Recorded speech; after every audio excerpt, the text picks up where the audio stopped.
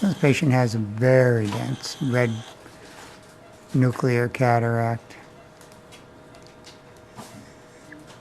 So we made a side port entry there. And you can see her pupil's not very dilated. She's got a Bell's phenomenon. Giving her some sedation. We're deciding whether or not to give her a block. So far, we're not. And just keep looking straight at the light. A little sting, maybe. Just some medicine stings a little. That's lidocaine with epi. Now we're going to put in some trypan. First air and then the trypan. And the pupil's a little small, so we just kind of get near the edges of it and get a little bit of the trypan there to get it under the iris. We're going to now inject the viscoat, and let's see what that does to the pupil. Usually, if there's any element of floppy iris, it'll enlarge it. I'm going to say minimal, but okay.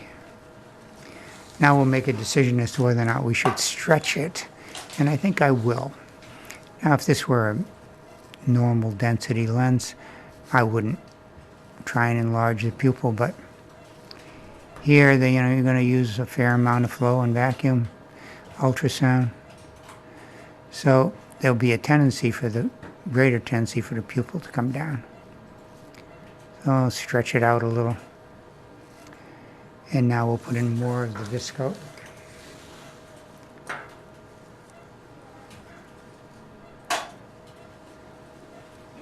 So, that's better, adequate. So let's begin our capsulotomy here.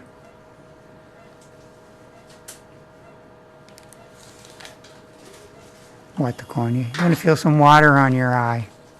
Good, nice and still. Just keep looking straight at the light. So I'm going to take this out almost to the pupillary margin. And then follow it around. So this will be around a 5 to 5.5 millimeter capsulorhexis. It's nice for a denser lens.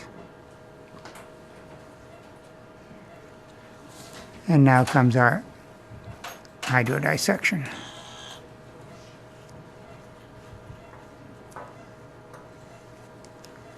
So the very dense lens. One is, it's going to take some time, so be prepared. 2, the zonule may be lax. Do 360-degree viscodissection. And this is viscodissection. And now I'm going to do the subincisional viscodissection.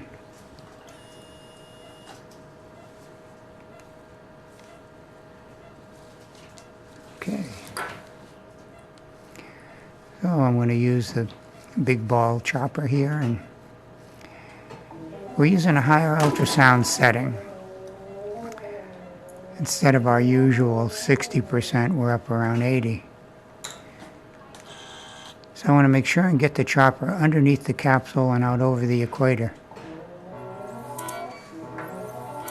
Because I'm going to hold this nucleus still while I go to work on it.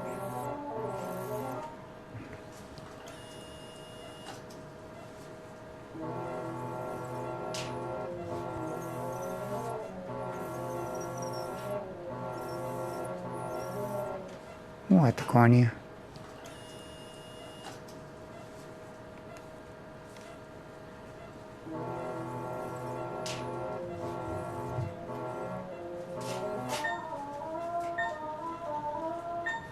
So we were able to divide it there. In these super dense lenses, you're not likely to be able to sculpt down to get a red reflex. So let's take the first quadrant. So your first attempt at chopping is kind of a test the water, see if you can do it.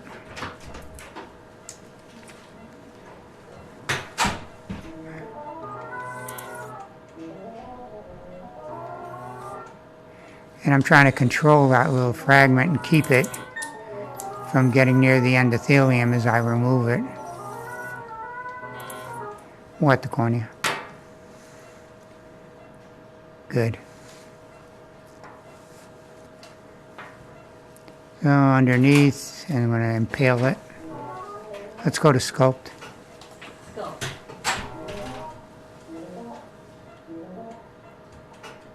And now we got a heminucleus left to chop over here.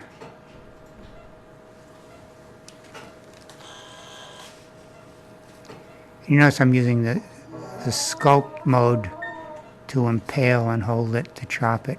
Quadrant removal. Quadrant removal.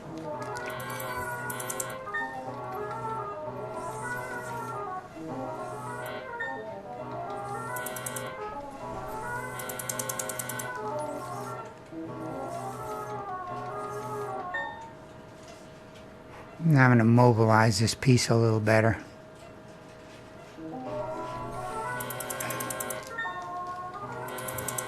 Ultrasound applied while you're embedded is kinder to the cornea than ultrasound applied when you're not embedded, because the pressure wave is transmitted into the lens when you're embedded.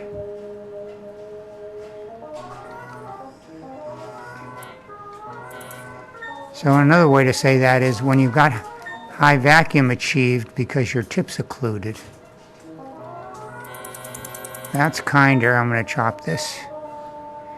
That's kinder to your endothelium than when you don't have high vacuum because your tip's not occluded. Spoken another way, I like to hear the high vacuum tone when I'm applying ultrasound.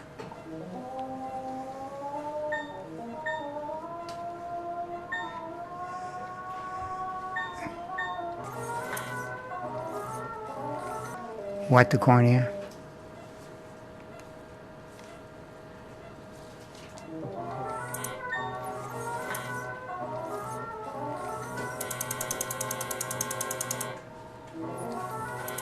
A lot of times I'll stop just before I break through, because I know when I break through I'm going to deliver a big ultrasonic pressure wave into the eye.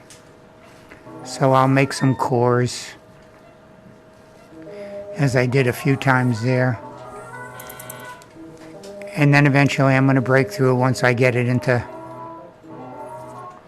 pieces that are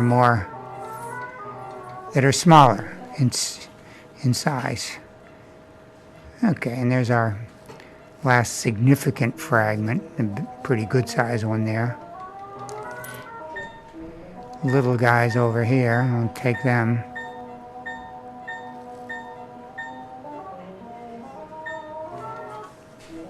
Go to procedure 1. And there's a little piece right here. I want to get that. Didn't need very much power for that, so I lowered it. So it's INA now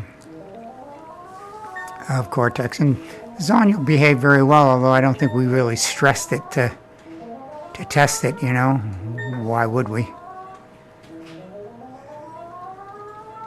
And as typical of an advanced dense cataract, you usually don't have a lot of cortex left.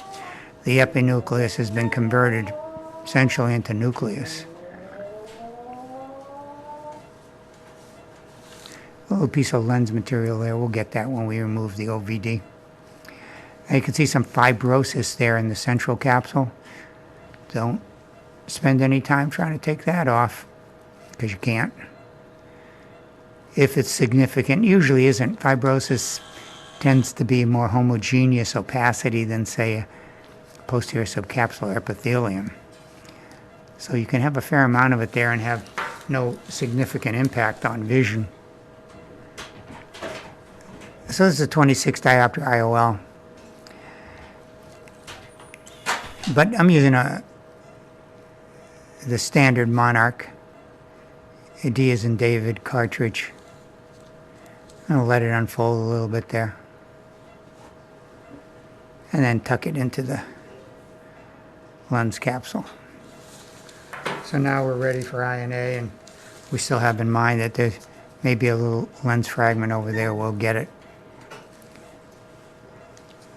here in a moment.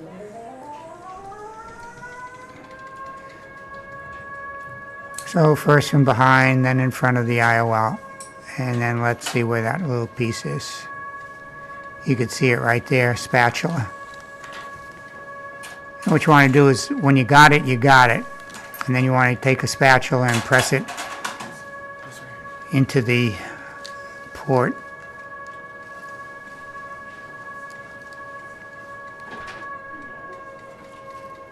And there we go with that. Okay, so now we'll do the stromal hydration. So a nucleus of this density blocks out somewhere between 95 and 99% of the light. So one of the things you can be sure the patient's going to say after this is, wow, everything's so bright.